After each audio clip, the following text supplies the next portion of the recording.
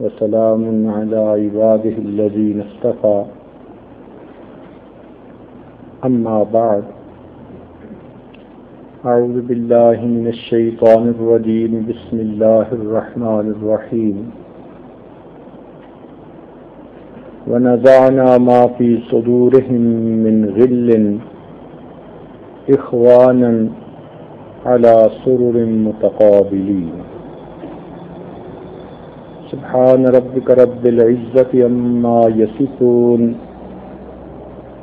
وسلام على المرسلين والحمد لله رب العالمين اللهم صل على سيدنا محمد وعلى آل سيدنا محمد وبارك وسلم اللهم صل على سيدنا محمد وعلى آل سيدنا محمد وبارك وسلم اللهم صل على سيدنا محمد وعلى آل سيدنا محمد وبارك وسلم. کسی انسان کے بارے میں دل میں میل ہونا کینہ کہلاتا ہے. دل میں عداوت ہو، گرج ہو، بغض ہو، اس کیفیت کا نام کینہ ہے. یہ بڑی امراض میں سے ایک مرض ہے اور کثرت کے ساتھ پائی جاتی ہے.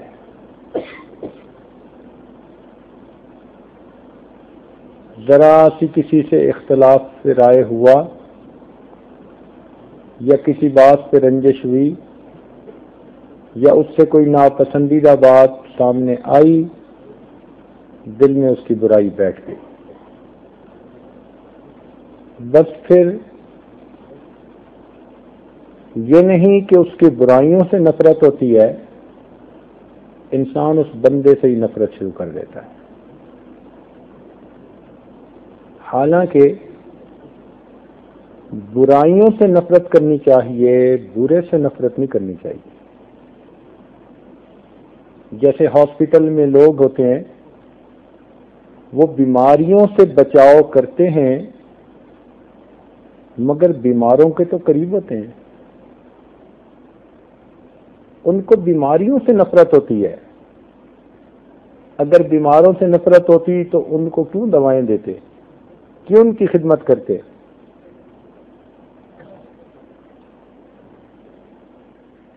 اور یہی چیز حدیث پاک سے سامنے آتی ہے. نبی علیہ الصلوۃ والسلام نے پیاز کھانے سے نفرت فرمائی تو اظہار اس کا یوں کیا حدیث پاک میں، انی اکرہ ریحھا، میں اس کی بو کو ناپسند کرتا ہوں. یہ نہیں فرمایا کہ میں پیاز کو ناپسند کرتا ہوں، ریحھا اس کی بو کو ناپسند کرتا ہوں. یعنی بو ختم ہو جائے تو اب پیاز کھانے میں کوئی رکاوٹ نہیں. گھر میں سالن میں روز استعمال ہوتا ہے، عورتیں تڑکا گھی میں لگا دیتی ہیں، اس کا کھانا ٹھیک ہوتا ہے. ہاں ایسا کچا کھانا کہ مسجد میں آئے تو منہ میں بو ہو، اس کو ناپسند کیا گیا. تو پیاز کی بو کو ناپسند کہا گیا، پیاز کو ناپسندیدہ نہیں کہا. اسی طرح برے کی برائی ناپسندیدہ ہوتی ہے، برا انسان ناپسند نہیں ہوتا. اس سے نفرت کرنے کی ضرورت نہیں ہوتی. اس سے محبت کریں گے تو وہ نیکی کی طرف آئے گا نا. لیکن عجیب بات ہے کہ عام طور پر حوصلے تھوڑے ہیں، دل چھوٹے ہوتے ہیں. ذرا سی اختلاف رائے پر، کوئی ناپسندیدہ بات پیش آنے پر دوسرے بندے کے بارے میں دل میں نفرت بیٹھ جاتی. اس کیفیت کا نام کینہ ہے، غل، اور یہ بہت کثرت کے ساتھ پائی جاتی ہے.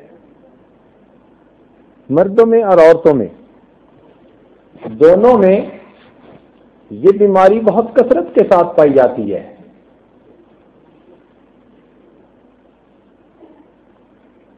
چھوٹے بچے میں غل نہیں ہوتا، کینہ نہیں ہوتا. اس لیے باپ ابھی تھپڑ بھی لگا دے گا، تھوڑی دیر کے بعد اسی باپ کے گلے مل رہے ہوں گے، اسی کی گود میں بیٹھ کے ہنس رہے ہوں گے. اتنا جلدی بھول جاتے ہیں.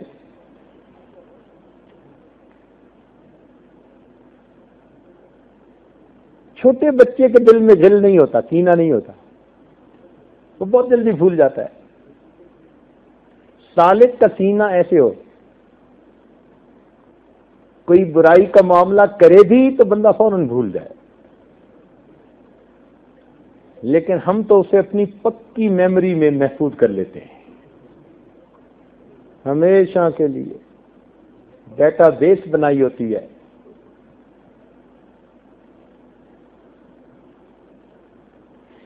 جانوروں میں اونٹ سب سے زیادہ کینہ رکھنے والا جانور ہے، چنانچہ اس کو پالنے والوں کو بڑا محتاط رہنا پڑتا ہے. اگر کبھی اس کو بے وجہ مار دیا تو یہ اس موقع پہ ریئیکشن نہیں ظاہر کرتا، اس لیے کہ مالک کے ہاتھ میں ڈنڈا ہوتا ہے. جب مالک بے دھیانی میں کام کر رہا ہوتا ہے اس وقت اونٹ اس پر حملہ کر کے اس کو مار ڈالتا ہے. کئی مہینوں کے بعد، بلکہ کئی مرتبہ سال کے بعد جا کر یہ اپنا بدلہ لیتا ہے. تو یہ جانوروں کا کام ہے کینہ رکھنا. انسانیت یہ ہے کہ انسان اللہ کے بندوں کی غلطیوں کو اللہ کے لیے معاف کر دے، یا پھر کامل اگر کینہ دیکھنا ہو تو کافر کے سینے میں ہوتا ہے. کافر کے دل میں مسلمان کے بارے میں اتنا کینہ کہ یوں سمجھیے پہاڑوں کے برابر، جسے کہتے ہیں نا خدا واسطے کا بیر، ایسا کینہ ہوتا ہے اس کے دل میں مسلمان کے بارے میں. یہ اور ہوتی ہے کہ منافقت بھی ہوتی ہے اس میں.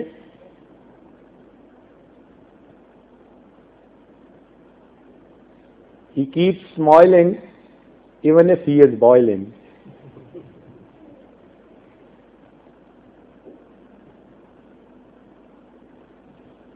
مگر مسلمان کا اچھا کبھی نہیں دیکھ سکتا.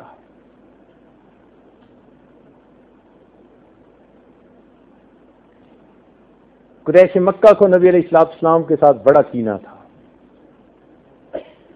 اس کینے کی کیفیت اللہ تعالیٰ نے قرآن پاک میں یوں کھولی، فرمایا وَإِن يَكَادُ الَّذِينَ كَفَرُوا لَيُزْلِقُونَكَ بِأَبْصَارِهِمْ لَمَّا سَمِعُوا الذِّكْرَ وَيَقُولُونَ إِنَّهُ لَمَجْنُونٌ.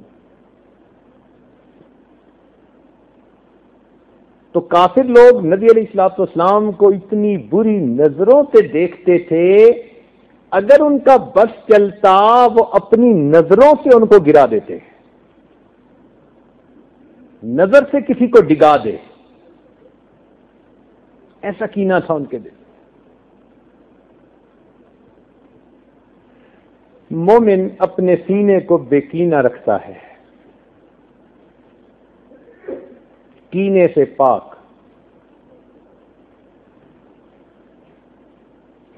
اس کینہ کو پہچاننا ہو کہ ہمارے سینے میں ہے یا نہیں تو اس کی بڑی بڑی نشانیاں ہیں. ہمارے مشائخ کو اللہ رب العزت جزائے خیر دے، ایک ایک بات کو انہوں نے کھول کھول کے بیان کر دیا.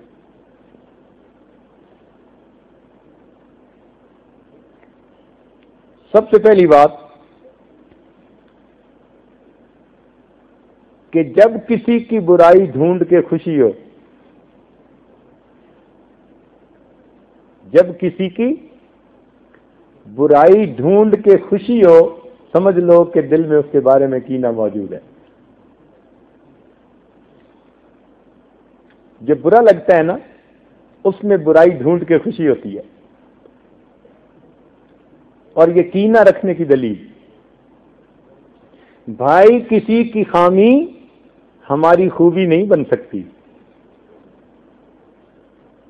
اگر اس میں برائی ہے تو اس کا یہ مطلب نہیں کہ ہم اچھے بن گئے. کیوں خواہ مخواہ لوگوں کی برائیوں پہ ہم نظر رکھتے ہیں؟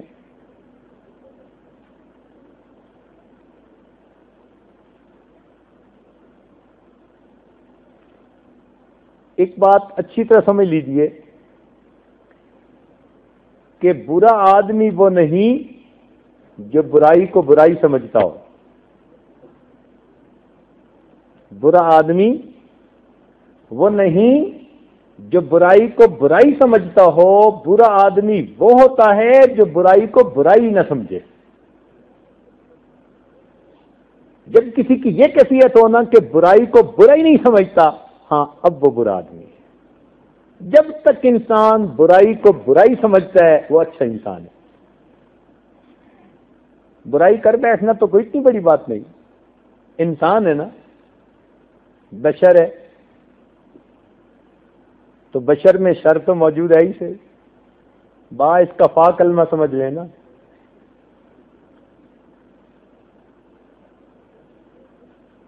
تو شر تو موجود ہی ہے.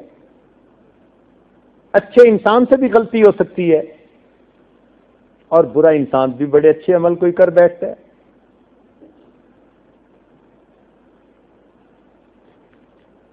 غلطی کر بیٹھنا اتنا برا نہیں. نبی اسلام نے فرما دیا کل بنی آدم خطاؤن،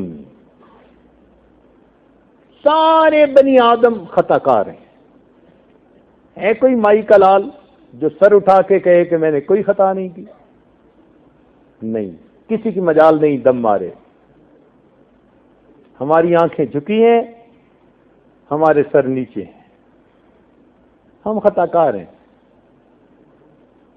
تو جب محبوب نے اپنی سچی زبان سے فرما دیا کل بنی آدم خطاؤن، تو معلوم ہوا کہ کسی کو خطا کا تانا دینا یہ برا ہے. سارے ہی خطا کار ہیں. کس سے خطا نہیں ہوتی؟ تو برائی کا تانا نہیں دینا چاہیے. ہاں، خیر الخطاؤن التوابین، بہترین خطا کار وہ ہے جو توبہ کرنے والا. تو جب آدمی برائی کو برائی سمجھ رہا ہے تو توبہ کا دروازہ کھلا ہے، کسی وقت بھی توبہ کر سکتا ہے. اس لیے وہ برا نہیں ہے. جب اس نے برائی کو برائی سمجھنا بند کر دیا، اب توبہ کا دروازہ بھی اس پہ بند ہو گیا. اب کہیں گے کہ یہ برا بندہ ہے. تو کینے کی نشانیوں میں سے ایک نشانی کہ اس بندے کے اندر برائی ڈھونڈ کر بڑی خوشی ہوتی ہے. دوسری بات، اس بندے پر کوئی آفت اور مصیبت آ جائے تو دل کو خوشی محسوس ہوتی ہے.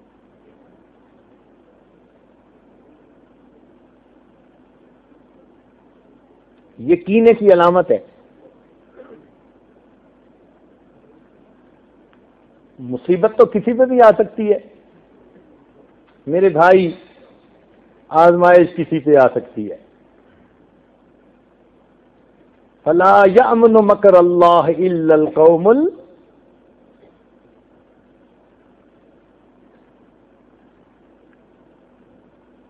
اللہ کے تدبیر سے، خفیہ تدبیر سے کون امن میں آ سکتا ہے؟ یہ جو خفیہ تدبیر ہے نا پروردگار کی کہ کس کو آزمائش میں لٹکا دے، یہ ہر ایک کے سر پہ تلوار لٹک رہی ہے. جب تک ہم زندہ ہیں یہ تلوار ہمارے سر پہ موجود ہے. عبداللہ اندلسی رحمت اللہ علیہ 1,00,000 حدیث کے حافظ، قرآن مجید کے حافظ، ذرا اپنے پہ خود پسندی کی نظر پڑی، اللہ نے جبہ امامہ کے باوجود سوروں کے چرانے کے اوپر لگا دیا.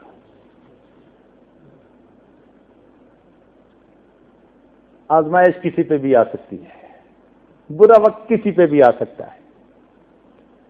تو کسی کے برے وقت کو دیکھ کر خوشی نہ منائے. ایسا نہ ہو کہ یہ خود مصیبت میں پھنس جائے. ویسے ایک دستور ہے، سن لیے اور دل کے کانوں سے سنیے. اگر کوئی آدمی کوئی گناہ کر بیٹھے اور پھر وہ دل سے سچی توبہ کر لے، اس کے باوجود اگر کوئی آدمی اس کو اس گناہ کا تانا دے گا، اللہ تعالی تانا دینے والوں کو اس وقت تک موت نہیں دیں گے جب تک یہ خود اس برائی میں ملوث نہیں ہو جائے گا۔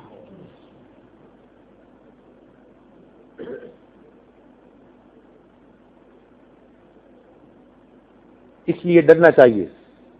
ممکن ہے کسی نے غلطی کی ہو، سچی توبہ بھی کر لی ہو، آپ نے قبول نہیں کرنی، پروردگار نے قبول کرنی۔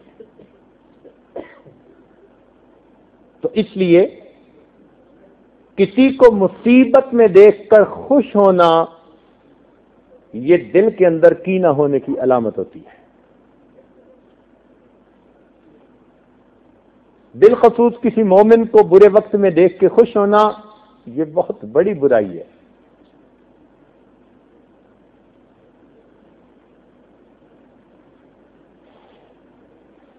اللہ کی پناہ مانگنے کی ضرورت ہوتی ہے، عبرت پکڑنے کی ضرورت ہوتی ہے۔ اس لیے تو حدیث پاک میں سبق دیا گیا کہ جب مومن کسی بیمار کو دیکھے تو اللہ کی پناہ مانگے، شکر ادا کرے کہ میرے مالک تیرا مجھ پر کرم، تو نے مجھے اس بیماری میں ملوث نہیں کیا۔ یہی حال گناہوں کا۔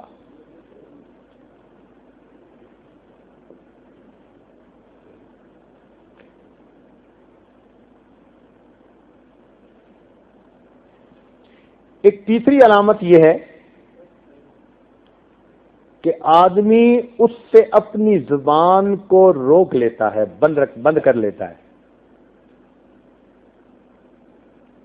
خیر کے معاملے میں اپنی زبان کو اس سے بند کر لیتا ہے۔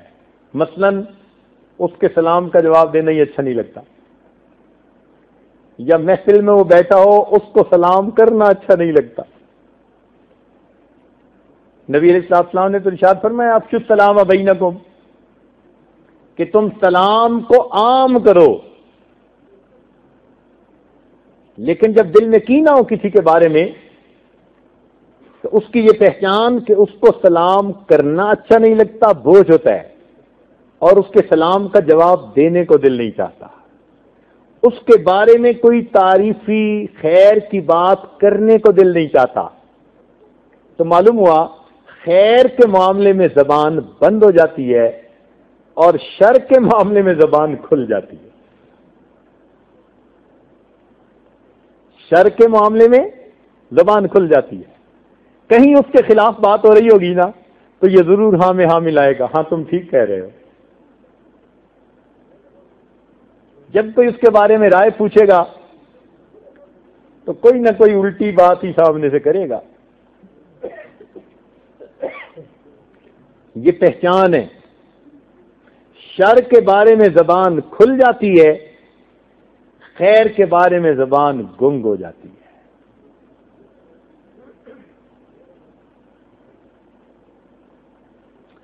چوتھی نشانی کہ انسان اسے اپنے دل میں حقیر سمجھتا ہے۔ یہ بہت بڑا جرم ہے کسی کلمہ گو کو حقیر سمجھنا، اس لیے کہ وہ کتنا ہی گناہگار کیوں نہ ہو، کتنا ہی گناہگار کیوں نہ ہو، اگر اس نے توبہ کر لی تو شریعت کا قانون ہے اولئک یبدل اللہ سیئاتہم حسنات، اللہ تعالیٰ ان کے گناہوں کو ان کی نیکیوں میں بدل سکتا ہے یا بدل دیتا ہے۔ تو معلوم ہوا کہ جب وہ سچی توبہ کرے گا اس کے سارے گناہ اس کی نیکیوں میں بدل جائیں گے تو وہ اس بندے سے زیادہ نیک کہلائے گا۔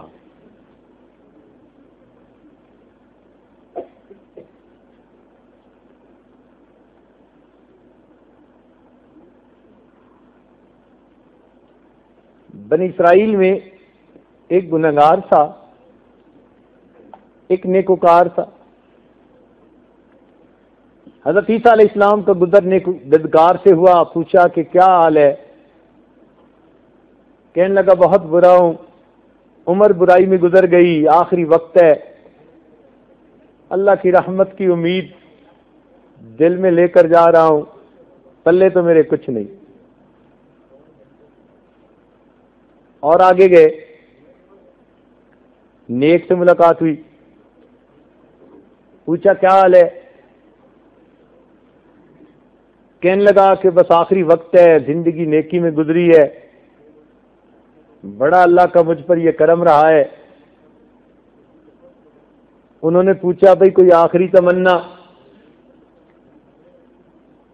کہنے لگا آخری تمنا یہ ہے کہ جیسے وہ فلاں ہے نا، بس مجھے اس حال مجھے اللہ آخرت میں اس کا ساتھ نہ کرے.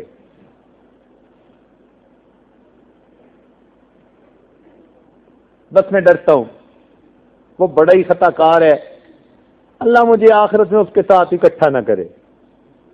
جیسے ہی اس نے یہ بات کی، اللہ تعالیٰ کی رحمت جوش میں آئی. حضرت عیسیٰ علیہ السلام کو اسی وقت وحی نازل ہوئی. اچھا، یہ اس کو کم نظر سے دیکھ کر کہتا ہے کہ اللہ مجھے آخرت میں اس کے ساتھ اکٹھا ہی نہ کرے. اس کو بتا دیجئے وہ بندہ میری رحمت پر نظر رکھ کے آ رہا ہے، اس وجہ سے میں نے اس کو جنت عطا کی، اور چونکہ اس نے یہ کہا میں اس کے ساتھ اکٹھا نہیں ہونا چاہتا، میں نے اس کو جہنم سے محروم کر کے جہنم میں بھیج دیا. یہ خود جو کہتے ہیں کہ میں اس کے ساتھ اکٹھا نہیں ہونا چاہتا، اب وہ تو جنت میں گیا، یہ جائے جہنم میں. اس لیے کسی کو کم نظر سے نہ دیکھے، کیا پتا اس کا کون سا عمل اللہ کے ہاں قبول ہو جائے.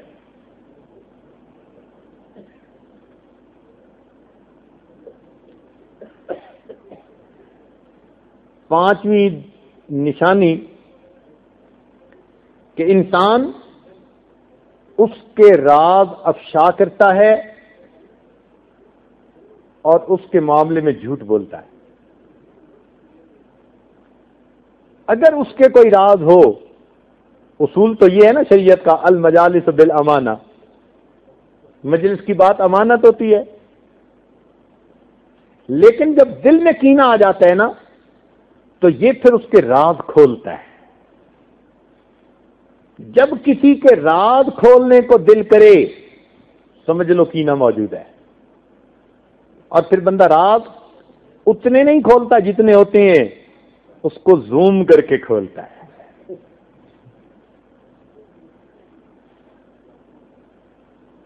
اس کے بارے میں جھوٹ بولتا ہے، اس کی بات کا بتنگڑ بنا کے پیش کرتا ہے.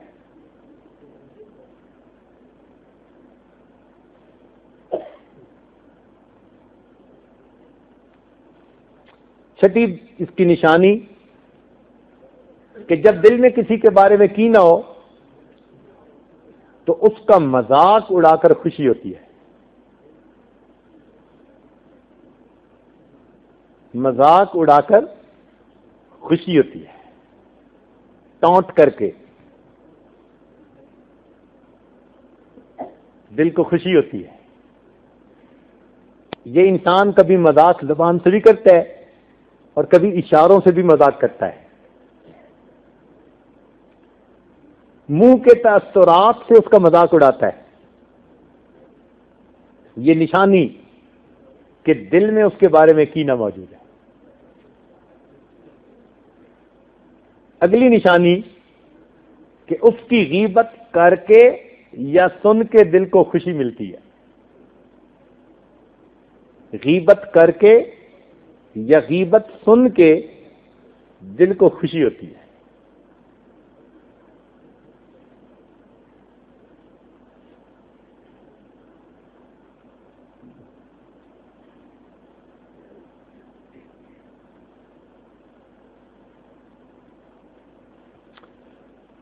اور ایک نشانی اس کی یہ ہے کہ انسان کو موقع ملے تو یہ اس کو ایذا پہنچانے سے گریز نہیں کرتا. ستانے کا موقع ملے ضرور ستاتا ہے. موقع ملے اس کو ایذا پہنچاتا ہے. غصہ دل کی بھڑاس نکالتا ہے.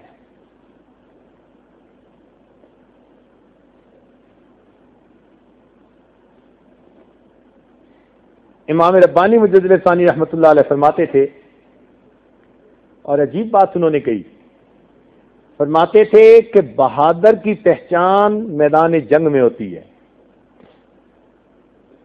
بہادر کی پہچان میدان جنگ میں ہوتی ہے، دوست کی پہچان مشکل وقت میں ہوتی ہے، اور عقل مند کی پہچان غصے کی حالت میں ہوتی ہے۔ بہت ہی عجیب بات ہے، بہادر کی پہچان میدان جنگ میں ہوتی ہے، دوست کی پہچان مشکل وقت میں ہوتی ہے، اور عقل مند کی پہچان غصے کی حالت میں ہوتی ہے۔ اگر اس کو غصہ بھی آ جائے تو وہ غصے میں اپنے آپ کو قابو میں رکھتا ہے، حق کی بات کہتا ہے، وہ غصے میں آ کے حق کے راستے سے ہٹتا نہیں ہے۔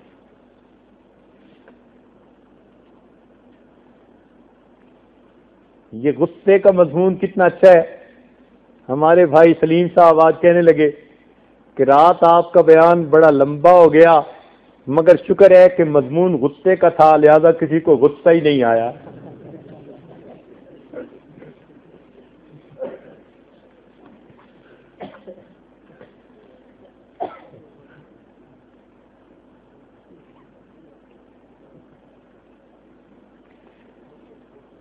تو انسان موقع ملنے پر اس بندے کو ایذا پہنچاتا ہے۔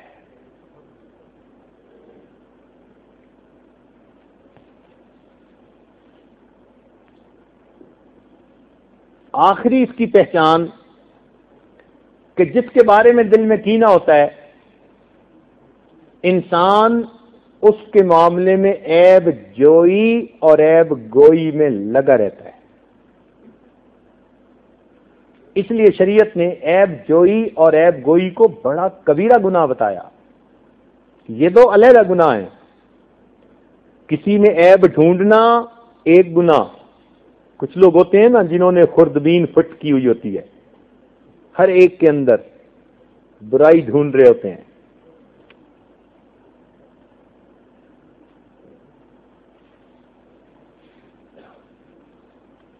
اور کچھ لوگوں کی عادت ہوتی ہے کہ ان کو کسی کی کوئی بات پتہ چلے اس کو ٹاک آف دی ٹاؤن بنا دیتے ہیں، فونوں پہ ادھر ادھر جہاں بیٹھے اسی کا تذکرہ۔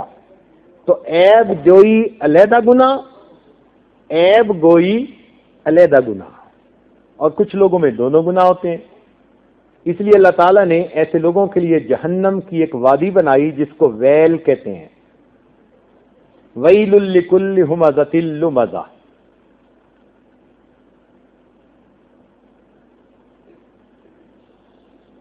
ان کو کیا عذاب ہوگا؟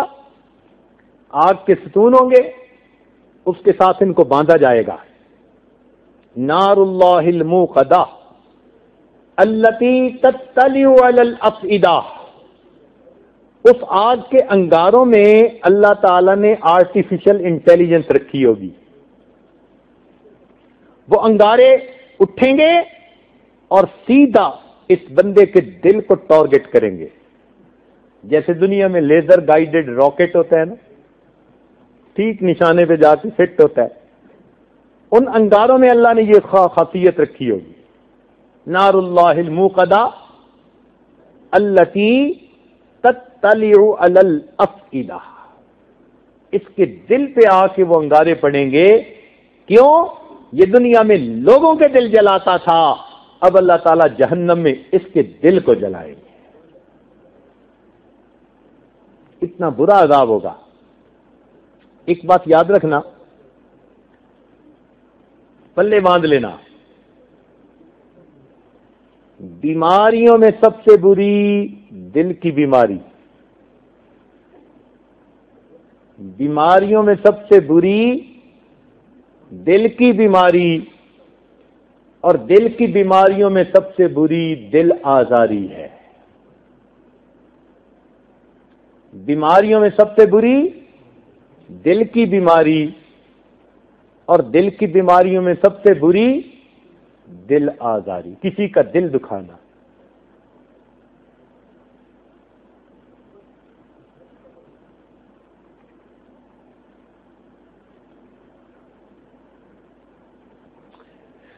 تو اگر ہم نیت کریں گے کہ ہم نے اپنے دل سے غل کو دور کرنا ہے، اللہ توفیق عطا فرما دیں گے. نیت پہ منحصر ہے. میرے دوستو، کچھ لوگ طہارت خانے سے پاک ہو کر باہر آتے ہیں اور کچھ لوگ بیت اللہ میں جا کر بھی ناپاک رہتے.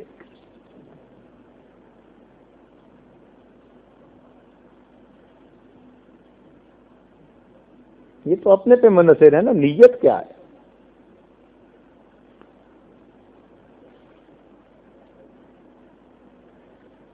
یہ جو ہوتے ہیں نا انتقام لینا، ہم تو اینٹ کا جواب پتھر سے دیں گے، یہ بہت بری بات.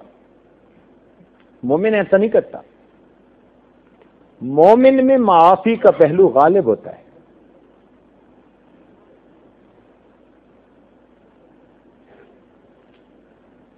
نبی علیہ السلام نے ایک بہت پیاری بات فرمائی کہ تم اپنے بھائی کے لیے وہی پسند کرو جو تم اپنے لیے پسند کرتے ہو.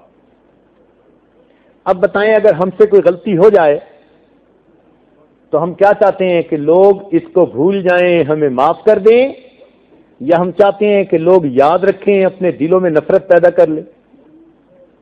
تو جو ہم اپنے بارے میں چاہتے ہیں وہی ہم دوسرے بھائی کے بارے میں پسند کرتے ہیں. بات سمجھنی بہت آسان ہے. سیدہ عائشہ صدیقہ رضی اللہ تعالیٰ عنہ فرمایا کرتی تھیں کہ میں نے نبی علیہ الصلوۃ والسلام کو حقوق کا بدلہ لیتے ہوئے کبھی نہیں دیکھا. میں نے نبی علیہ الصلوۃ والسلام کو اپنے حقوق کا بدلہ لیتے ہوئے کبھی نہیں دیکھا. اور آج ہماری کیا عادت ہے؟ ہم اپنے حق کی خاطر خون کا آخری قطرہ بھی بہا دیں گے.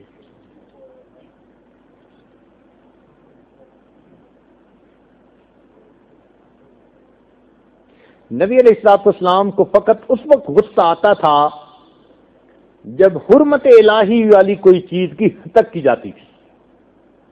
جب حدود اللہ کے بارے میں کوئی کمی بیشی کی بات آتی تھی تو اس بات پر اللہ کے محبوب کو غصہ آتا تھا، وگرنہ اللہ کے محبوب اپنے حق کے معاملے میں کبھی غصہ نہیں فرماتے تھے.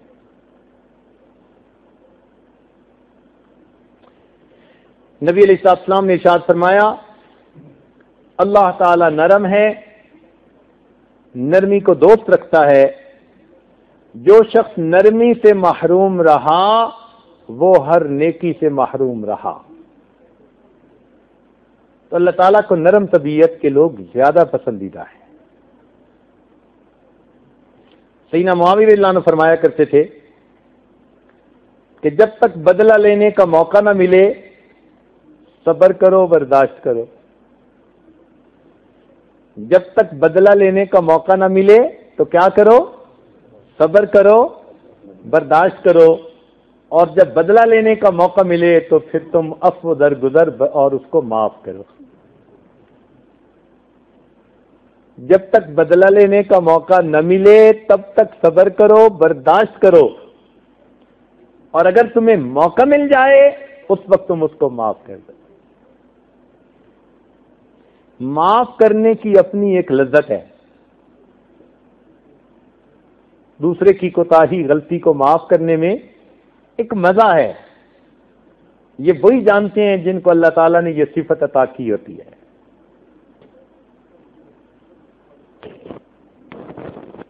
چنانچہ نبی علیہ الصلوۃ والسلام نے تاریخ انسانیت میں معافی کی سب سے بہترین مثال فتح مکہ کے دن قائم کی.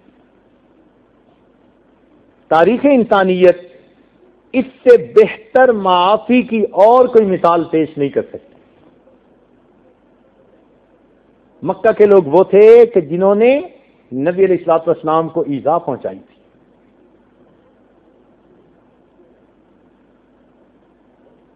اتنی تکالیف پہنچائی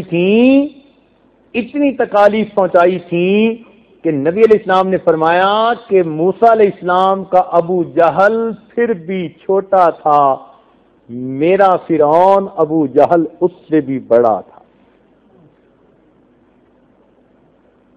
اس لیے کہ موسیٰ علیہ السلام کا فرعون زبان سے بات کرتا تھا لیکن اس نے بدنی طور پر تو ایذا نہیں پہنچائی تھی.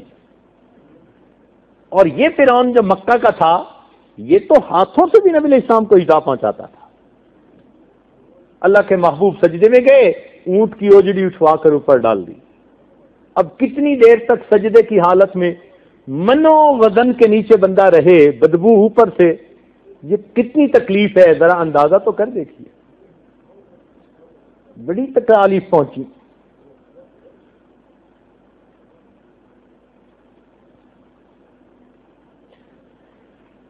ان تکالیف پہنچانے والوں کے اوپر آپ فاتح بن کر جا رہے تھے. دنیا کا دستور کیا؟ دنیا کہتی ہے اب ان سے گن گن کے بدلے لیں گے, اب بدلے چکائیں گے.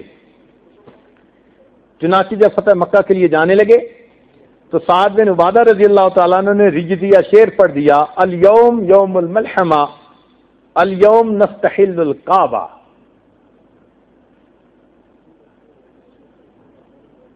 آج آیا نا لڑائی کا دن, بدلے چکانے کا دن, آج ان کو ہم دیکھ لیتے ہیں. تو ابو سفیان نے اعتراض کیا, ایمان نہیں لائے تھے ابھی, کہ دیکھو جی ہمارا آپ کا معاہدہ ہے اور یہ ایسی بات کر رہے ہیں. نبی علیہ الصلوۃ والسلام نے ان کے ہاتھ سے جھنڈا لے کر ان کے بیٹے کے ہاتھ میں عطا فرما دیا اور پھر فرمایا الیوم یوم المرحمہ, آج کا دن رحمت کا دن ہے. الیوم نستحل الکعبہ نستعظم الکعبہ, آج کے دن ہم کعبہ کی تعظیم کریں گے اور کسی کے ساتھ کوئی زیادتی نہیں کریں گے.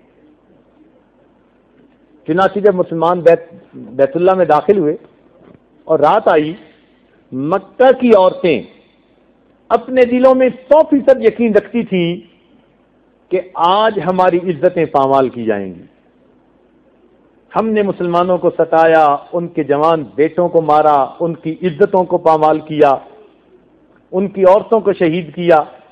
آج مسلمان بدلے چکائیں گے. عورتیں ڈری ہوئی تھیں اپنے گھروں میں, رات نیند غائب تھی آنکھوں میں. آدھی رات گزر گئی مگر کسی گلی میں کوئی آہٹ نہیں آ رہی. تو کفار کی عورتوں نے اپنے مردوں سے کہا کہ یہ مسلمان کوئی پلان تو نہیں بیٹھے بنا رہے, کیوں ابھی تک ہمارے گھروں تک نہیں پہنچے؟ یہ تو بھوکے بھیڑیے کی طرح ہم پہ حملہ آور ہو جاتے. کیا وجہ ہے, ذرا دیکھ کے تو آؤ. تو اس وقت کافر مرد اپنے گھروں سے نکلے تو انہیں مکہ کی گلی میں کوئی مسلمان نظر نہیں آیا. حیران تھے کہ ان کو زمین کھا گئی یا آسمان پر چلے گئے.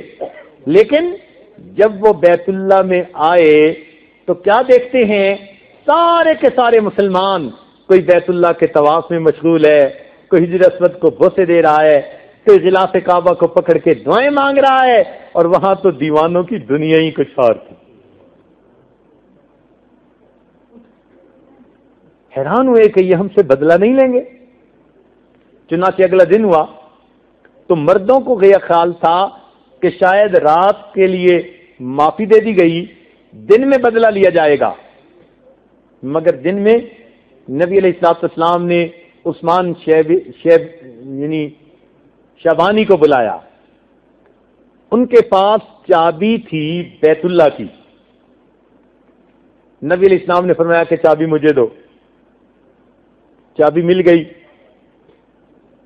نبی علیہ السلام بیت اللہ میں داخل ہوئے دروازہ کھول کر. اندر جا کر نوافل ادا کیے, دعا مانگی. جب واپس آئے تو نبی علیہ السلام نے بیت اللہ کا دروازہ بند کیا. اب اس موقع پر جو قریش مکہ, مسلمانوں میں قریش مکہ سے تعلق رکھنے والے تھے, بڑے بڑے حضرات, یہ صحابہ قریب قریب تھے. کیوں؟ ان میں سے ہر ایک کے دل میں تمنا تھی کہ بیت اللہ کا کنجی بردار ہمیں بنا دیا جائے, یہ سعادت کنجی رکھنے والی ہمیں عطا کر دی جائے. چنانچہ سب اکابر صحابہ قریب ہیں اور اس انتظار میں ہیں کہ کس کے بخت جاگتے ہیں, بخت کھلتے ہیں, اور اس کے ہاتھ میں بیت اللہ کی چابی دے کر اسے بیت اللہ کا چابی بردار بنایا جاتا ہے. نبی علیہ السلام جب باہر نکلے، آپ نے تالا لگایا، آپ نے عثمان کو پھر بلایا اور فرمایا کہ یاد کرو اس وقت کو جب میں ہجرت کے لیے مکہ چھوڑ کے مدینہ جانا چاہتا تھا، اس وقت میرے دل کی تمنا تھی کہ میں بیت اللہ میں 2 رکعت نفل پڑھ جاؤں۔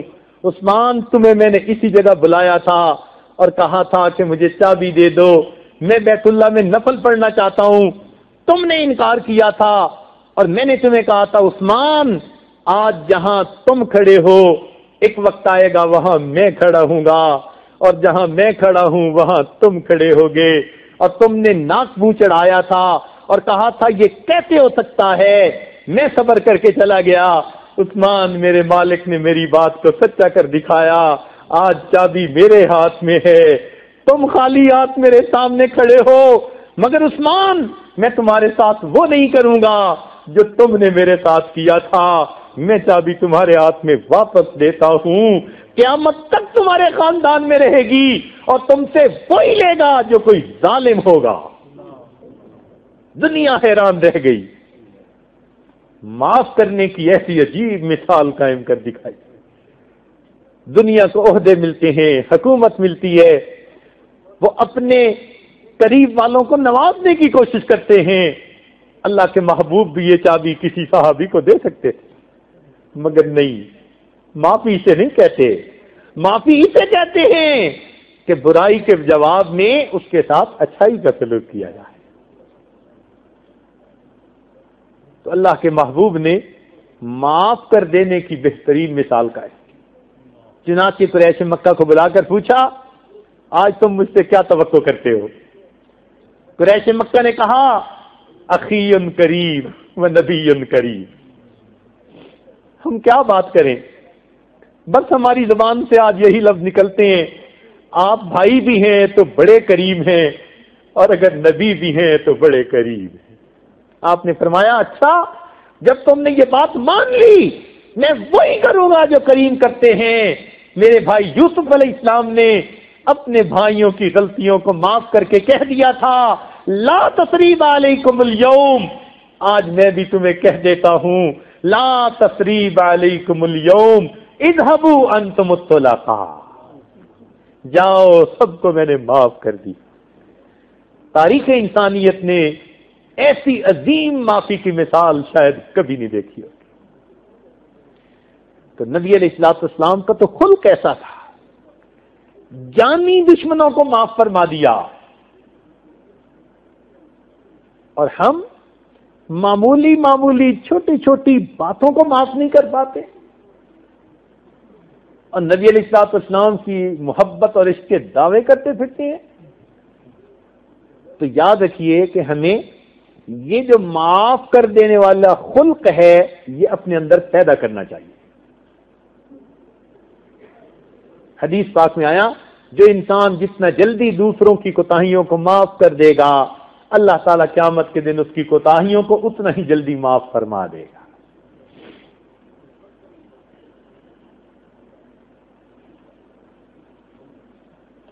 تو اللہ تعالیٰ نرمی کو پسند فرماتے ہیں، معافی کو پسند فرماتے ہیں۔ ہم تو چھوٹی سی کوئی بات کسی کی دیکھ لینا بس وہ ہمارے تو دماغوں سے اترتی نہیں، ہم تو سمجھتے ہیں کہ یہ ہمیشہ کے لیے مردود بن گیا۔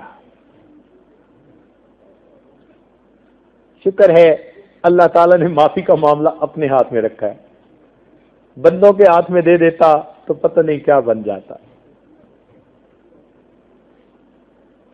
اللہ تعالیٰ کا حوصلہ دیکھنا ہے کتنا بڑا، کیوں جی؟ ویسے تو ایک کتاب بھی ہے کتنے بڑے ہیں حوصلے پروردگار کے، لیکن اگر آپ نے دیکھنا ہو نا قرآن پاک میں کہ اللہ تعالیٰ کا حوصلہ کتنا بڑا تو پتہ چلتا ہے فرعون اللہ کا دشمن ہے، خدائی کا دعویٰ کرتا ہے، اپنے آپ کو خدا کہلاتا ہے، چھوٹا بھی نہیں بڑا خدا کہلاتا ہے۔ اب جس نے خدائی کا دعویٰ کیا وہ اللہ تعالیٰ کا دشمن، پھر وقت کے نبی کا پکا دشمن ہے. تو اتنا بڑا دشمن، مگر اس دشمن کی طرف اللہ رب العزت اپنے پیغمبر علیہ السلام کو بھیج رہے ہیں. تو فرماتے ہیں اذهبا الى فرعون انه طغى، تسنیہ کا صیغہ، تم دونوں جاؤ فرعون کی طرف، باغی طاغی بنا پھرتا ہے. مگر ساتھ کیا کہا؟ فقولا له قولا لینا، تم دونوں جانا مگر اس سے جا کر تم نرم بات کرنا. لعلہ یتذکر او یخشی، ممکن ہے اس کو نصیحت ہو جائے اور وہ ڈر جائے. اب دیکھیے اللہ تعالی موسیٰ علیہ السلام کو بھیج رہے ہیں فرعون کے پاس اور نرم گفتگو کا حکم فرماتے ہیں. اے دوست، آپ اب کسی کو نصیحت کرتے ہیں غصے کے ساتھ، تو جس نے گناہ کیا وہ فرعون سے زیادہ برا نہیں ہوتا اور آپ کا درجہ موسیٰ علیہ السلام سے زیادہ اونچا نہیں ہوتا. آپ کیسے غصہ کر رہے ہوتے ہیں؟ اس گناہ کرنے والے کا معاملہ فرعون سے برا نہیں ہوتا اور نصیحت کرنے والا سیدنا موسیٰ علیہ السلام سے اونچا نہیں ہوتا. ہمیں کہاں اس بات کا زیب دیتی ہے ہم کسی کو نصیحت کرتے ہوئے غصے کا اظہار کریں، ہم بھی نرم بات کریں. ہماری پتہ کیا عادت ہے؟ بیٹے کو کہا نا اٹھو نماز کا وقت ہو گیا ہے، اول تو پہلے ہی اٹھو نماز کا وقت ہو گیا ہے، آرڈر. اب جوانی کی عمر میں نیند ہوتی ہے، گہری ہوتی ہے، پھر دیکھا کہ ذرا نہیں اٹھا، بڑے مردار، ہوش نہیں سے آتی، حرام کھاتا ہے، بیل بنتا جا رہا ہے، اٹھایا ہے سنتا نہیں. یہ ہماری نصیحت ہے. دیکھو کتنے پیارے انداز سے ہم اس کو نرم نرم نصیحت کر رہے ہیں.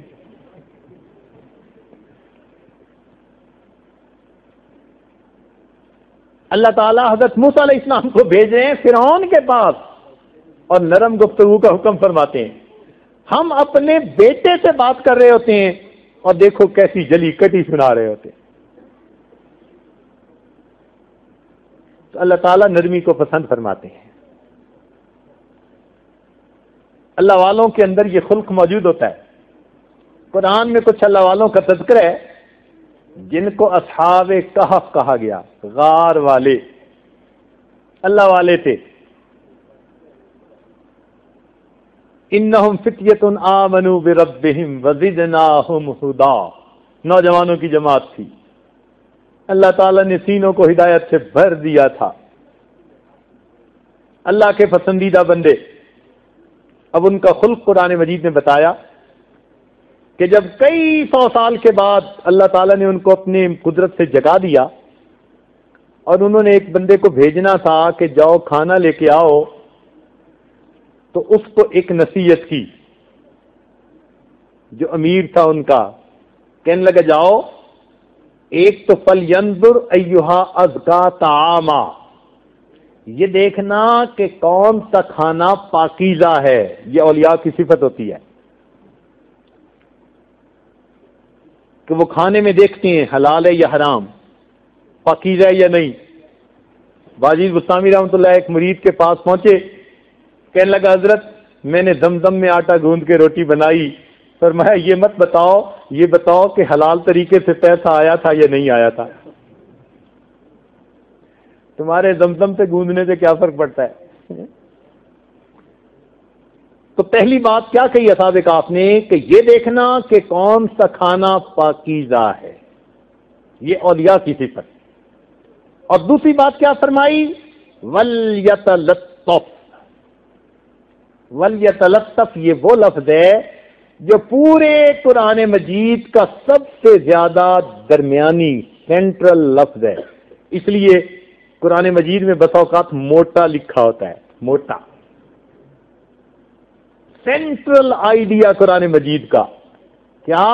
وَلْيَتَلَطَّفْ، تم ان سے نرم گفتگو کرنا، پیار کی بات کرنا. تو پورے قرآن کا اگر کوئی نچوڑ پوچھے تو کیا نکلے گا؟ سینٹرل آئیڈیا کیا نکلے گا؟ تم پیار کی بات کرنا، نرم بات کرنا، محبت بری بات کرنا. اور ہم تو محبت بری بات بیوی سے نہیں کر پاتے. جھگڑے گھروں کے کیوں ہے؟ بیچاریاں بیوی ترستی ہیں، کوئی ایک اچھا لفظ ہی سنا جاتا ہے. تو مومن کی یہ صفت ہوتی ہے، اچھے الفاظ بولتا ہے، پیار کی بات کرتا ہے، اس کے منہ سے پھول جھڑتے ہیں، اس کی بات سے دل جڑتے ہیں، محبتوں کے بیج بوتا ہے، وہ نفرتوں کے بیج نہیں بوتا. دیکھیں اللہ تعالیٰ نے جسم کے مختلف اعضاء میں ہڈیاں بنائی، لیکن زبان میں ہڈی کوئی نہیں بنائی، ہے نا؟ یا ہے کسی کی زبان میں ہڈی؟ تو اللہ تعالیٰ نے زبان میں ہڈی کیوں نہیں بنائی؟ بندے کو پیغام، میرے بندے تمہارے بولنے والے عضو میں ہڈی جیسی سخت چیز کو پسند نہیں کرتا، اس لیے تم اس زبان سے ایسی گفتگو کرنا جو نرمی کی گفتگو ہو، سختی کی گفتگو نہ ہو. اللہ تعالیٰ نرم گفتگو کو پسند فرماتے ہیں.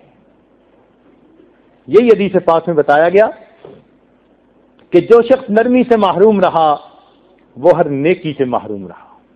ہاں، نرمی کا ایک اپنا سرکل ہے، ہو ہلکا یانا تو بریشم کی طرح نرم. یہ نہیں ہے کہ بھئی یہ نرمی ہر جگہ ہوگی چاہے ایمان کا جنازہ نکل جائے. نہ نہ نہ، بات ہو رہی ہے حدود شریعت کے اندر رہتے ہوئے.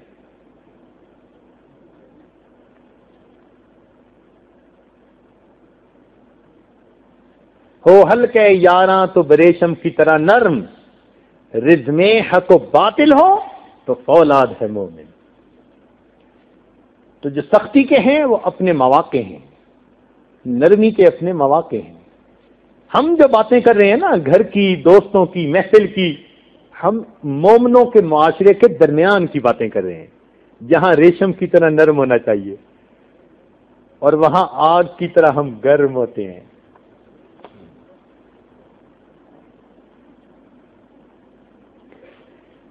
چنانچہ ایک حدیث پاک ہے، بڑی عجیب ہے. نبی علیہ الصلوۃ والسلام نے 4 برے بندوں کی بات بتائی. ایک برا، دوسرا اس سے بھی برا، تیسرا اس سے بھی برا، اور چوتھا اس سے بھی برا. یعنی 4 برے، مگر پہلے سے دوسرا زیادہ برا، اور دوسرے سے تیسرا زیادہ برا، اور تیسرے سے چوتھا اور زیادہ برا. اب یہ تو بڑی عجیب حدیث ہے، توجہ سے سننے کے قابل ہے. حضرت عبداللہ ابن عباس عنہ اس کے راوی ہیں. وہ فرماتے ہیں کہ نبی علیہ الصلوۃ والسلام نے ارشاد فرمایا، میں تمہیں برے لوگوں سے آگاہ نہ کر دوں، میں تمہیں برے لوگوں سے آگاہ نہ کر دوں. صحابہ نے عرض کیا، اے اللہ کے نبی فرما دیجئے.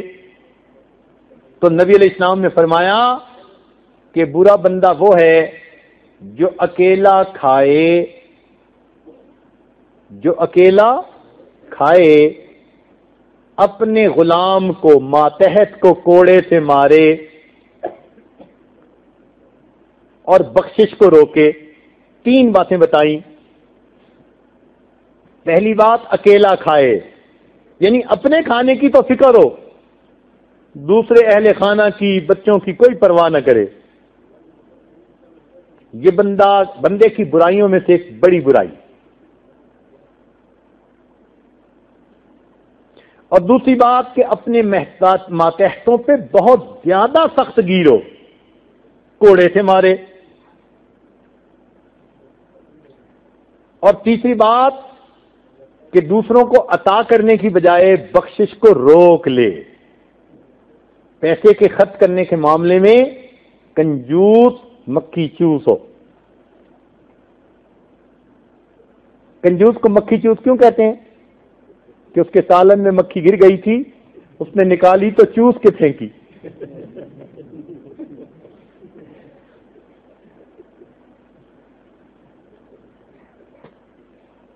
تو نبی علیہ السلام نے فرمایا کہ یہ برا بندہ.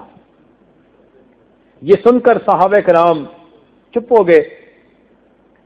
پھر نبی علیہ السلام نے دوسری مرتبہ فرمایا کہ میں تمہیں اس سے بھی بدتر انسان بتاؤں، میں تمہیں اس سے بھی بدتر انسان بتاؤں. صحابہ نے عرض کیا اللہ کے نبی بتا دیجئے. فرمایا کہ جو لوگوں سے بغض رکھے اور لوگ اس سے بغض رکھیں. یہ اس سے بھی برا. جو لوگوں سے بغض رکھے اور لوگ اس سے بغض رکھیں، یہ پہلے سے بھی زیادہ برا انسان ہے. اور اگر آپ دیکھیں تو ہمارے دل میں کسی نہ کسی کے بارے میں کوئی نہ کوئی رنجش، بغض، کینہ موجود ہوگا. دلوں سے نکال دیجئے. ایسا نہ ہو کہ ہم اس بندے کی فہرست میں کہیں شامل کیے جائیں.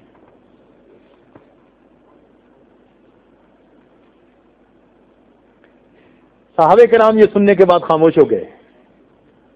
نبی علیہ السلام نے تیسری مرتبہ فرمایا کیا میں تمہیں اس سے بھی بدتر انسان بتاؤں؟ صحابہ نے عرض کیا اے اللہ کے نبی بتا دیجئے. فرمایا وہ انسان اس سے بھی بدتر ہے جس سے نہ تو نیکی کی امید ہو اور نہ اس کے شر سے بندے کو امن ہو.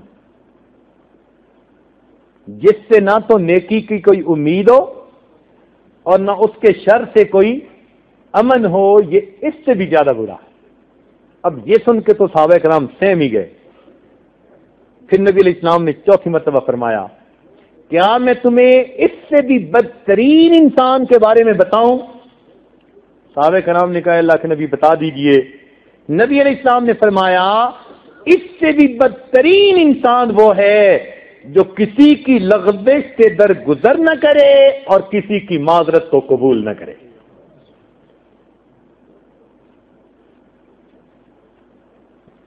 جو کسی کی لغزش سے درگزر نہ کرے اور کسی کی معذرت کو قبول نہ کرے، ان چاروں بروں میں سب سے بڑا برا وہ ہے. تو معلوم ہوا کہ جب کوئی آدمی معافی مانگے جلدی معاف کر دینا چاہیے. معافی جلدی دے نہیں چاہیے. بندہ ہے، انسان ہے. جب اللہ تعالیٰ جلدی معاف فرما دیتے ہیں تو ہم کیوں نہ جلدی معاف کریں.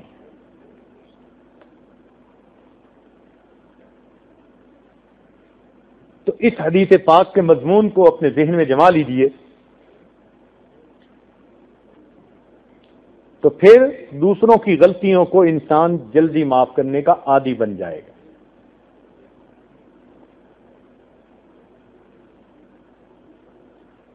ایک حدیث پاک میں آتا ہے کہ اللہ تعالیٰ نے حضرت موسیٰ علیہ السلام پر وحی بھیجی اے میرے پیارے پیغمبر اسلام، کیا آپ چاہتے ہیں کہ جن چیزوں پر چاند اور سورج طلوع ہوتا ہے وہ سب آپ کے لیے دعا کیا کریں؟ اے میرے پیارے پیغمبر اسلام، کیا آپ چاہتے ہیں کہ جن چیزوں پہ سورج اور چاند طلوع ہوتا ہے، یعنی کائنات کی ساری چیزیں، زمین و آسمان کے درمیان ہر چیز، یہ آپ کے لیے دعا کیا کریں؟ عرض کیا اللہ یہ کیسے ہو سکتا ہے؟ اللہ رب العزت نے ارشاد فرمایا اے میرے پیارے پیغمبر اسلام، جو مخلوق کی ایذا پہ صبر کرتا ہے، چاند اور سورج جن چیزوں پہ طلوع ہوتا ہے سب اس کی مغفرت کی دعا کرتے ہیں.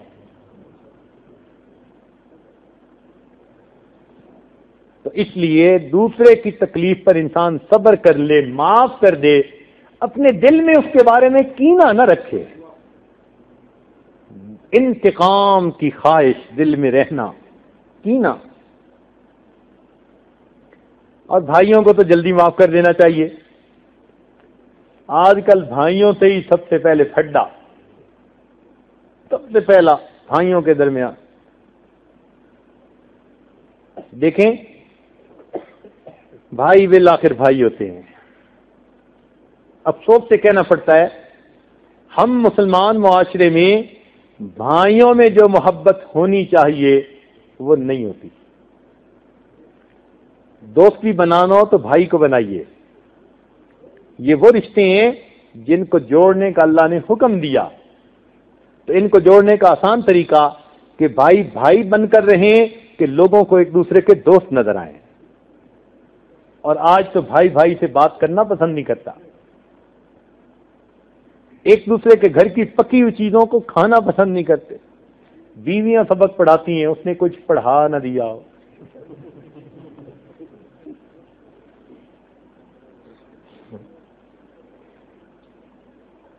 دیکھیں جب دنیا میں انسان کو کوئی بوجھ ہوتا ہے، ذمہ داری ملتی ہے، تو پھر اس کی نظر سب سے پہلے بھائی پہ، اور دلیل قرآن مجید سے. سیدنا موسیٰ علیہ السلام کو اللہ تعالی نبوت سے سرفراز فرماتے ہیں. ارشاد فرمایا کہ ہم نے تمہیں نبی بنا دیا. جب یہ نبوت کا بوجھ پڑا تو اب اس بوجھ میں ہاتھ بٹانے کے لیے ان کی نظر سب سے پہلے کس پر گئی؟ اپنے بھائی پر.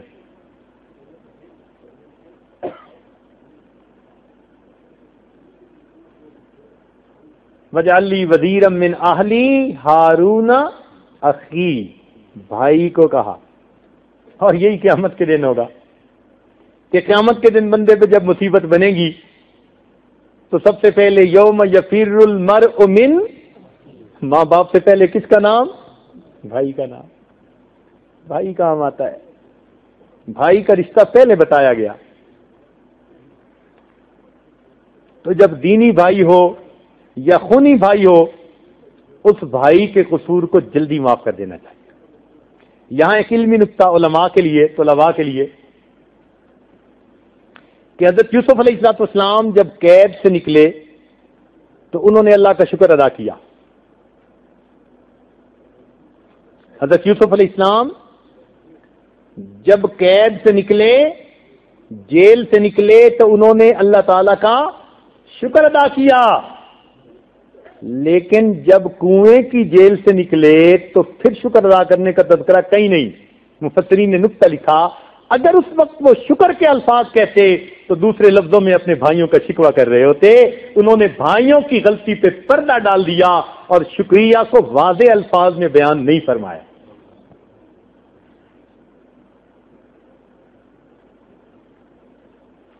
تو بھائیوں کی غلطیوں پہ پردے ڈالنے چاہیے.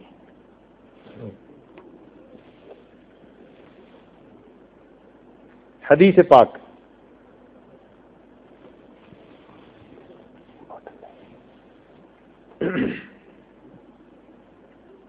حدیث پاک سنیے، بہت ہی عجیب. نبی علیہ السلام نے ارشاد فرمایا کہ جس کے پاس کوئی معذرت کرے،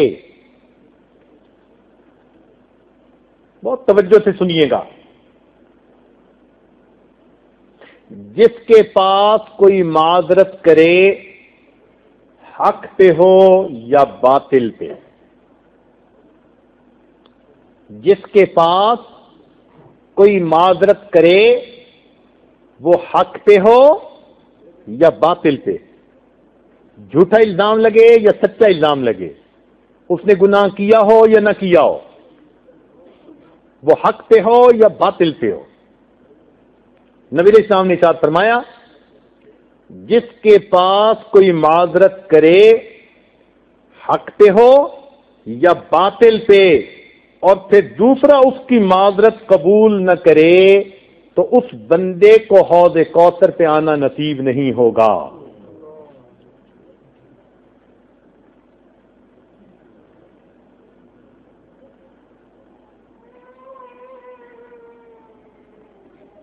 جس کے پاس کوئی معذرت کرے، حق پہ ہو یا باطل پہ معذرت کرنے والا، اور پھر یہ بندہ اس کے عذر کو، معذرت کو قبول نہ کرے، فرمایا کہ اسے حوض کوثر پہ آنا نصیب نہیں ہوگا۔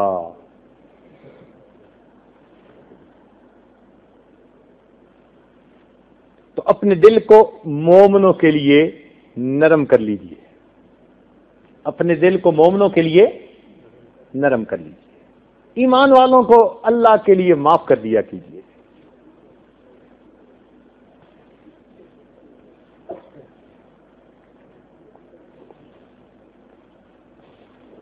نبی علیہ الصلوۃ والسلام کو اللہ تعالیٰ نے بہت نرم دل بنایا تھا، بہت ہی نرم دل۔ قرآن مجید میں اللہ تعالیٰ اپنے محبوب کی صفت بیان کرتے ہیں، اے محبوب وَلَوْ كُنْتَ فَظًّا غَلِيظَ الْقَلْبِ لَانفَضُّوا مِنْ حَوْلِكَ، اگر آپ بدخلق ہوتے، دل کے سخت ہوتے، تو یہ سب آپ کے گرد سے بھاگ جاتے۔ یہ جو آپ کے عاشق صادق جڑے ہوئے ہیں نا، اس کی بنیادی وجہ کیا؟ کہ آپ خوش خلق ہیں اور آپ کے دل کے اندر رحمت و شفقت موجود ہے۔ فضن کا مطلب مفسرین نے لکھا بدخلق، اور غلیظ القلب کا مطلب لکھا جس دل میں رحمت و شفقت نہ ہو۔ تو نبی علیہ السلام خوش خلق بھی تھے اور آپ کے دل کے اندر رحمت اور شفقت بھی تھی، پیار محبت تھی۔ پیار محبت۔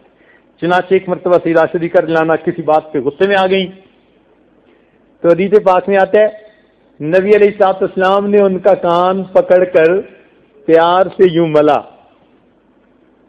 غصے میں تھی تو نبی علیہ السلام نے ان کا کان پکڑ کے پیار سے یوں ملا اور فرمایا اے منی سی عائشہ، عمر میں چھوٹی تھی نا، دیکھو پیار کی بات کیسی کہ دوسرا خود بخود ٹھنڈا ہو جائے۔ ان کا کان ملا اور کان مل کے فرمایا اے منی سی عائشہ، اٹھ اپنے رب سے یہ دعا مانگ، اللہ میرے سب گناہ معاف کر دے، میرے غصے کو ٹھنڈا کر دے۔ سیدہ صدیقہ رضی اللہ عنہا کا غصہ اسی وقت ٹھنڈا ہو گیا۔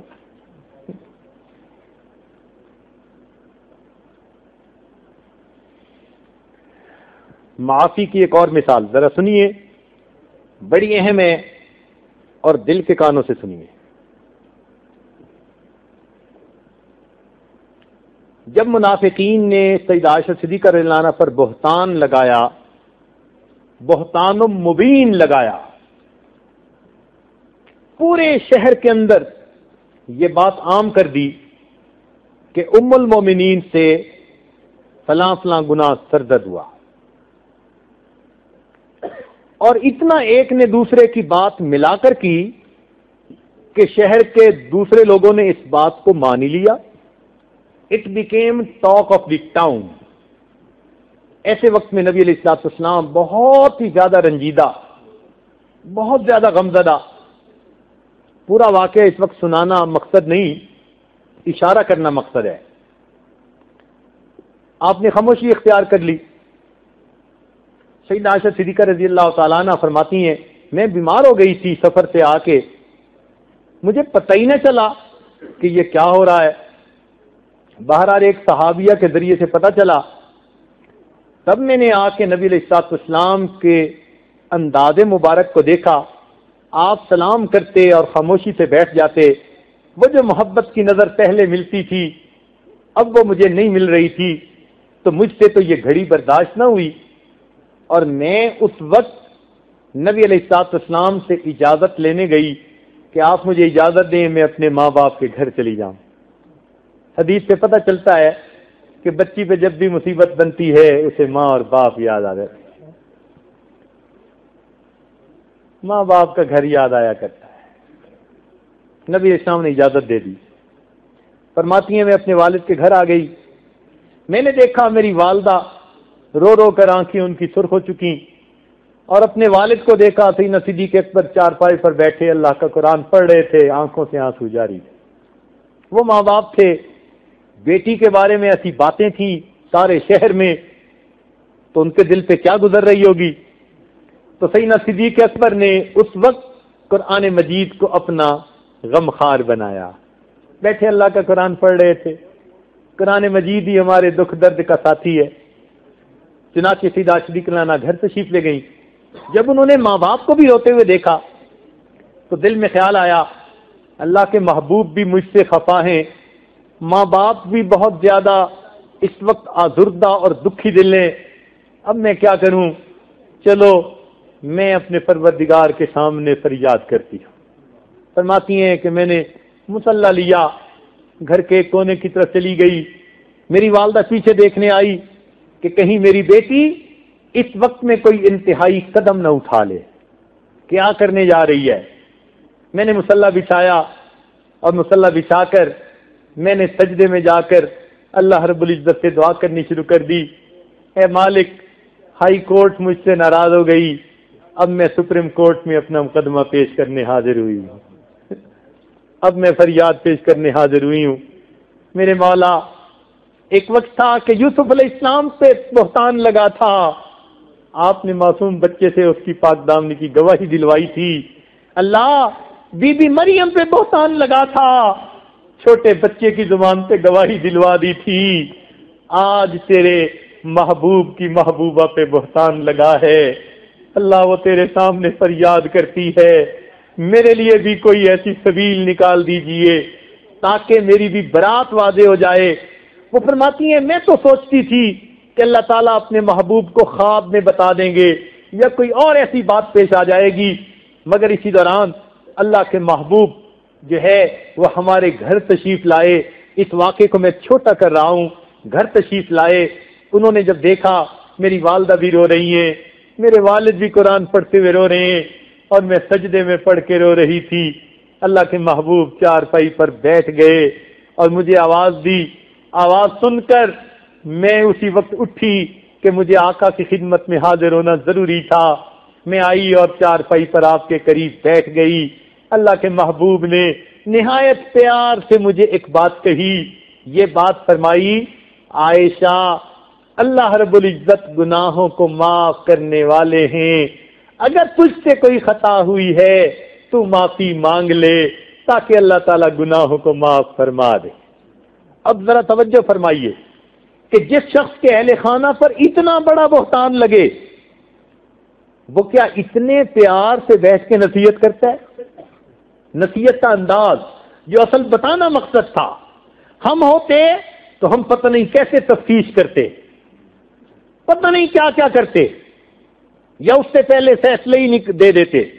اللہ تعالیٰ کے محبوب آ کر پاس بیٹھ جاتے ہیں اور بڑی محبت سے فرماتے ہیں، اے عائشہ، اللہ تعالیٰ گناہوں کو معاف کرنے والا ہے، اگر تجھ سے کوئی خطا ہوئی ہے تو اللہ تعالیٰ سے معافی مانگ لے، وہ گناہوں کا معاف کرنے والا ہے۔ چنانچہ سیدہ صدیقہ عنہا فرماتی ہیں، یہ سن کر میری آنکھوں میں آنسو آ گئے، میں نے دل میں سوچا اتنے لوگوں نے باتیں کر دی ہیں، اب میں نے اگر صفائی میں کوئی بات کی بھی صحیح تو پتہ نہیں قبول ہوگی یا نہیں ہوگی۔ میں نے کہا انما اشکو بثی وحزنی الی اللہ، میں وہی کہتی ہوں جو یعقوب علیہ السلام نے کہا تھا، میں اپنا دکھ اپنا غم اپنے رب کے سامنے بیان کرتا ہوں۔ چنانچہ میں نے بھی یہی آیت پڑھ دی، میں اپنا غم اللہ کے سامنے بیان کرتی ہوں۔ جیسے یہ الفاظ کہے اس کریم پروردگار کی طرف سے اسی وقت وحی کی پیغام آ گیا۔ میں نے دیکھا نبی علیہ الصلوۃ والسلام نے اپنی چادر مبارک اپنے چہرے پہ ڈھانپ لی اور چہرے مقدس کو اس طرح ڈھانپ لیا جیسے کہ آپ وحی کی حالت میں ڈھانپ لیتے تھے۔ میں سمجھنے لگی شاید خواب کے ذریعے سے کوئی الہام ہوگا، مگر جب نبی علیہ السلام نے چہرہ ہٹایا، چہرے سے کپڑا ہٹایا، تو آپ کا چہرہ 14 رات کے چمکتے ہوئے چاند کی طرح کھلکھلا رہا تھا، اور اس طرح ہٹا جیسے کہ بادلوں میں سے 14 کا چاند نکلتا ہے۔ آپ نے مسکرا کر میری طرف دیکھا، فرمایا عائشہ، اللہ تعالیٰ کی طرف سے پیغام آ گیا، الخبیثات للخبیثین والخبیثون للخبیثات الطیبات للطیبین والطیبون للطیبات. میرے مالک نے فرمایا اولئک مبرؤون مما یقولون. یہ پیغام ہے سبحانک ھذا بہتان عظیم. یہ لوگ اس سے بری ہیں. میں نے پاکیزہ اصول بنا دیا. خبیثوں کے لیے خبیث عورتیں ہوتی ہیں, پاکیزہ کے لیے پاکیزہ ہوتی ہیں. میرے محبوب آپ پاکیزہ ہیں. ہم نے آپ کے لیے ان کو بیوی کے طور پہ چنا تھا. جبرائیل کے ذریعے سے ان کا ہم نے تصویر آپ کو دکھائی تھی, اور آپ کا چناؤ ہم نے اس لیے کیا کہ یہ پاکیزہ زندگی گزارنے والی ہیں. اللہ نے آپ کی پاک دامنی کی گواہی دے دی. سبحان اللہ. حیران ہوتے ہیں نبی علیہ الصلوۃ والسلام نے کتنے پیار سے اس صورتحال میں بھی ان کو پیار سے بات سمجھائی. تو ذرا توجہ فرمائیے, کوئی ڈانٹ نہیں پلائی, کوئی غصہ نہیں کیا, کوئی دھمکی نہیں دی, پیار سے آ کر بیٹھ گئے. اتنی بات کہی, عائشہ اللہ تعالیٰ گناہوں کو معاف کرنے والا ہے. اگر تم سے کوئی غلطی ہو گئی ہے اللہ تعالیٰ سے معافی مانگ لو تو وہ گناہوں کو معاف کر دے گا. کاش اللہ تعالیٰ ہمیں اپنے محبوب کا یہ خلق ہمیں بھی نصیب فرمائے کہ اگر ہمارے کسی قریبی سے کوئی غلطی ہو ہم بھی پھر اسی طرح کھلے دل کے ساتھ اسے معاف کر دیں. ہم تو ان کو معاف کرنے کی بجائے ان کی نفرتیں دل میں بٹھا لیتے ہیں, اس کو سینے کا کینہ بنا لیتے ہیں. ذرا توجہ فرمائیے, ہمارے مشائخ نے فرمایا سینے کو کینے سے خالی کر لینا اہل جنت کی نشانی ہوتی ہے. سینے کو کینے سے خالی کر لینا اہل جنت کی نشانی ہوتی ہے. اس لیے کہ جنتی جب جنت میں جائیں گے ان کے سینے میں کوئی کینہ نہیں ہوگا. چنانچہ جو قرآن پاک کی آیت پڑھی اللہ تعالیٰ فرماتے ہیں وَنَزَعْنَا مَا فِي صُدُورِهِم مِّن غِلٍّ. ان کے دلوں میں جو کوئی غل تھا جنت میں آنے سے پہلے ہم نے سب غل نکال دیا. پھر تیسرا دن ہوا, جب تیسرے دن نبی علیہ السلام نے پھر فرمایا جنتی آ رہا ہے. ایک صحابی کہتے ہیں کہ میرے دل میں بات آئی, میں پتہ تو کروں کہ یہ کون سا عمل کرتے ہیں. میں ان کے ساتھ اٹھا اور میں نے کہا بھائی میرا جی چاہتا ہے کہ میں 3 دن رات آپ کے گھر مہمان رہوں. کہنے لگے بہت اچھا. وہ مجھے اپنے گھر لے گئے, انہوں نے مہمان بنا لیا. اب میں ان کے دن کے اور رات کے اعمال کو بغور دیکھنے لگ گیا. کون سا خاص عمل کرتے ہیں جس کی وجہ سے جنتی ہونے کی بشارت ملی. فرماتے ہیں جو عمل ان کے تھے وہی عمل باقی صحابہ کے تھے, کوئی ایسا انوکھا عمل تو نہیں تھا. 3 دن میں مجھے ان کا کوئی انوکھا عمل نظر نہ آیا. میں نے اجازت مانگی اور بتا بھی دیا کہ بھائی میں تو اس لیے آیا تھا, مجھے تو کوئی بات نظر نہیں آئی. تو وہ کہنے لگے ہاں میرا کوئی اور عمل تو ایسا نہیں, البتہ ایک عمل ہے جو میں روز کرتا ہوں. میں نے پوچھا وہ کون سا؟ کہنے لگے کہ جب میں رات کو سونے لگتا ہوں میں اپنے دل سے ہر مسلمان کو معاف کر دیتا ہوں. جب میں رات کو سونے لگتا ہوں میں اپنے دل میں ہر مسلمان کی غلطی کوتاہی کو معاف کر دیتا ہوں. میں اپنے سینے کو کینے سے خالی کر لیتا ہوں. تو تب پتہ چلا یہ وہ عمل تھا جس کی وجہ سے اللہ کے محبوب نے ان کو دنیا میں جنت کی بشارت عطا فرما دی.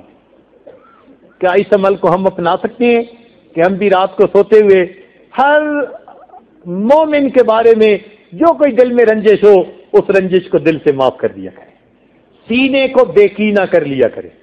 چنانچہ حدیث پاک میں آتا ہے لیلۃ القدر میں اللہ تعالی سب گناہگاروں کی مغفرت فرما دیتے ہیں, لیکن جس کے دل میں ایمان والوں کے بارے میں کینہ ہوتا ہے اللہ تعالیٰ لیلۃ القدر میں بھی مغفرت نہیں فرماتے.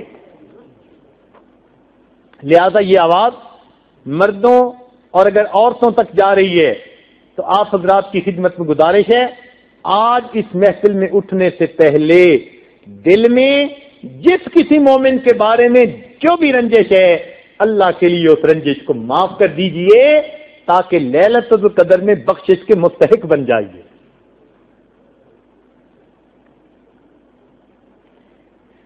چنانچہ حدیث پاک میں ہے نبی علیہ السلام نے ارشاد فرمایا جب تو شام کو سوئے تو کسی کے خلاف دل میں کینہ نہ ہو، یہ میری سنت ہے، اور جو میری سنت پر عمل کرے گا وہ جنت میں میرے ساتھ ہوگا۔ تو آج ہمیں سنت پر عمل کر لیں، اپنے سینے کو کینے سے خالی کر لیں، نبی علیہ الصلوۃ والسلام کا ساتھ قیامت کے دن اللہ تعالیٰ میں نصیب فرما دے۔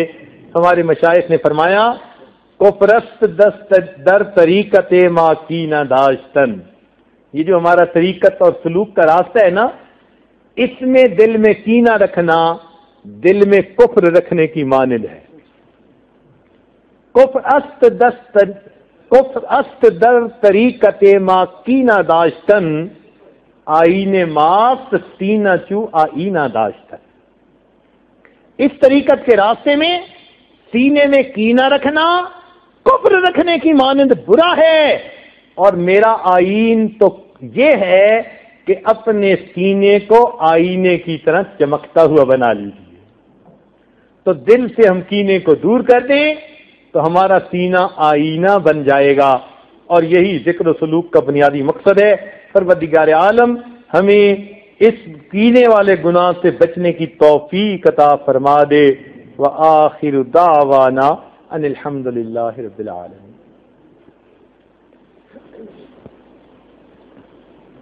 تھوڑی دیر مراقبہ کر لیجئے، آنکھوں کو بند کر لیجئے، سر کو جھکا لیجئے، دنیا اور جو کچھ دنیا میں ہے اس سے ہٹ کے اللہ تعالیٰ کی یاد میں ڈوب جائیے۔ انسان جب اپنے اندر جھانکتا ہے اسے اپنی اصل تصویر نظر آتی ہے۔ اپنے من کے دریچے کو کھولیے، اپنی اصل تصویر کو دیکھیے۔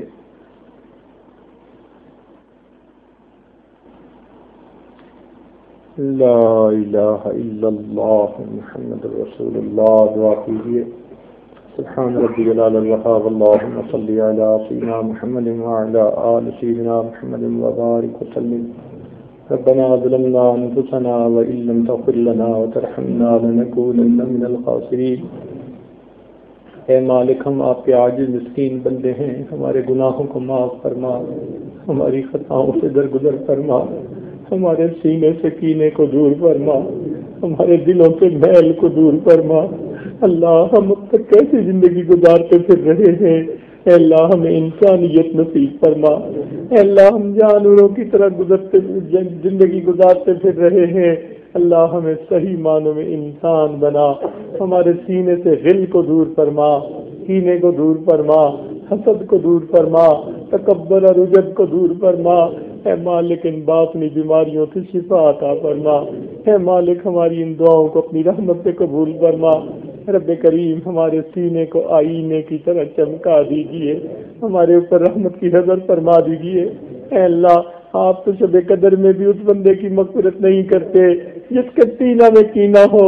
اللہ، ہم اپنے دل سے ہر ایک مومن کے بارے میں جو بھی دل کے اندر رنجش ہے آج دل سے نکالتے ہیں، اسے آپ کی خاطر معاف کر دیتے ہیں۔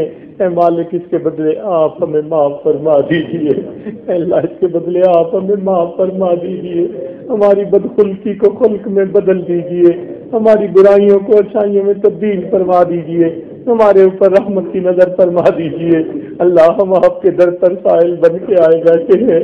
میرے مالک، فقیر کا کام تو مانگنا ہوتا ہے، رب کریم رحمت کی نظر ڈال دیجیے۔ اللہ، تیری ایک نگاہ کی بات ہے، میری زندگی کا سوال ہے، ایک رحمت کی نظر ڈال دیجیے اور میری بگڑی بنا دیجیے۔ اللہ، رحمت کی نظر ڈال دیجیے، ہماری کوتاہیوں سے درگزر فرما دیجیے۔ رب کریم، ہمارے ساتھ رحمت کا معاملہ فرمائیے، ہماری ان دعاؤں کو اپنی رحمت سے قبول فرمائیے۔ جنہوں نے دعاؤں کے پیغامات دیے اللہ ان کو ان دعاؤں میں شامل فرما لیجیے۔ ہمارے والدین عزیز، اقارب، مشائخ جو دنیا سے رخصت ہو چکے ان کی مغفرت فرما دیجیے، اور جن کی آپ نے مغفرت کر دی قرب کے اعلیٰ درجات عطا کر دیجیے۔ ربنا تقبل منا انک انت السمیع العلیم وتب علینا انک انت التواب الرحیم۔ صلی اللہ تعالی علی حبیبی سیدنا محمد وآلہ وأصحابہ اجمعین برحمتک یا ارحم الراحمین۔